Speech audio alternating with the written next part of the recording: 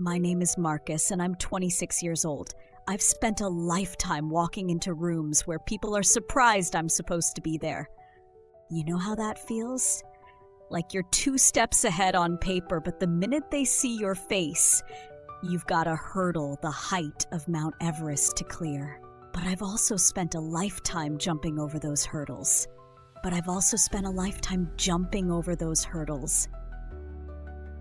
It was a crisp Tuesday morning in downtown Chicago when I walked into the gleaming high-rise that housed Sterling & Finch, one of the most prestigious marketing firms in the city.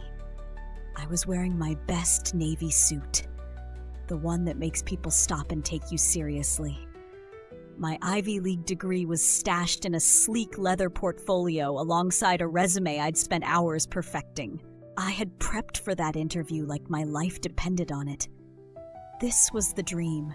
Sterling & Finch wasn't just a job, it was a stepping stone, a title that would open bigger doors. I'd imagined myself walking out of their office with the position locked down, calling my mom to tell her the good news, treating myself to dinner that night. But the moment I met the hiring manager, I could see it in her face. That flicker of surprise she tried to hide. Her eyes scanned me up and down, calculating something that had nothing to do with my resume. Maybe it was my dark skin or the fade I'd just gotten fresh for today. Maybe it was the fact my name didn't sound like hers or anyone else's in that office. But whatever it was, she decided in a heartbeat that I wasn't what they were looking for. The interview felt like a formality.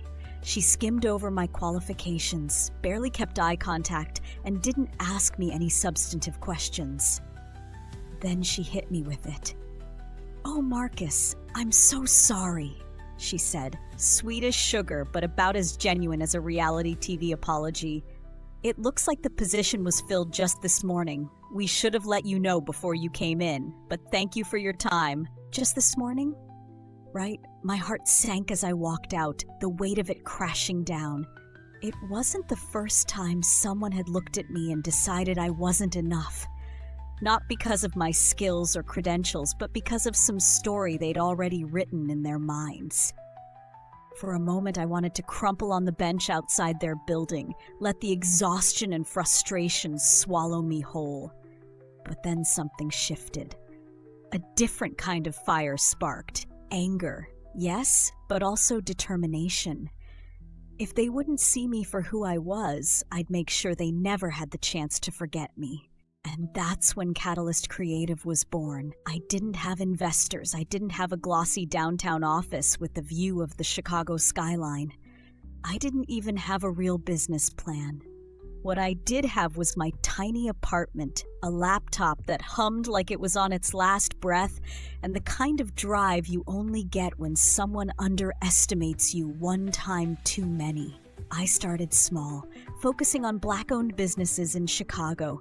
Shops, salons, restaurants, mom-and-pop operations, people whose voices rarely made it onto big company radars. These were some of the most creative, innovative people in the city, but they were being overlooked, ignored by the same kind of firms that ignored me.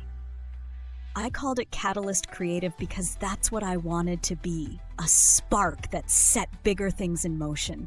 And those early days, they were tough. I was working 12, 14, sometimes 16-hour days. I was a one-man show. The strategist, the copywriter, the designer, the social media manager, every penny I made went right back into the business. But word started getting around.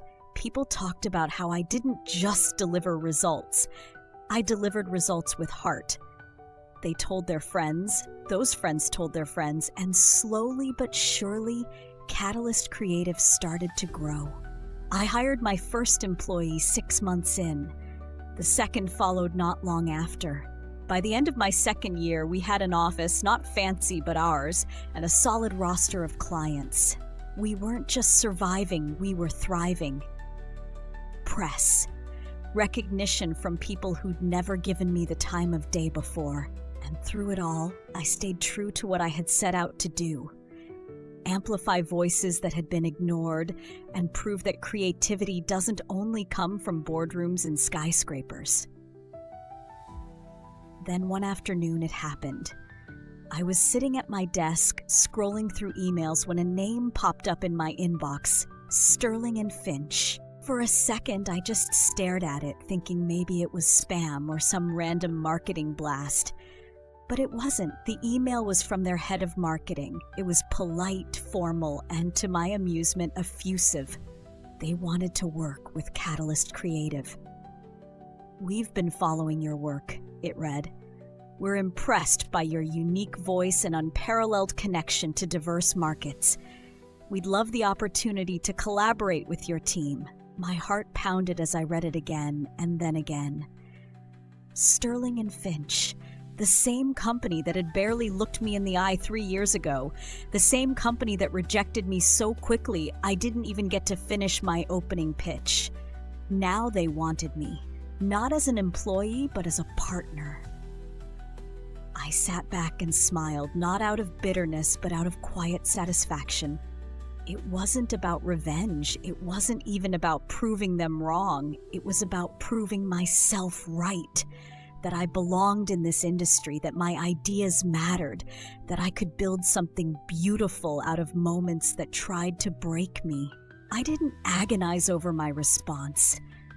I typed out a polite, professional email thanking them for their interest and explained that, unfortunately, Catalyst Creative would not be able to take on their project. I hit send and leaned back in my chair, feeling like I'd closed a chapter I didn't even realize I'd been holding on to. 3 years ago, they couldn't see my worth, but I'd spent every day since then proving it, to myself, to the city, to the world. Sterling and Finch didn't give me my shot, and they never would have. But that rejection, it was the best thing that ever happened to me.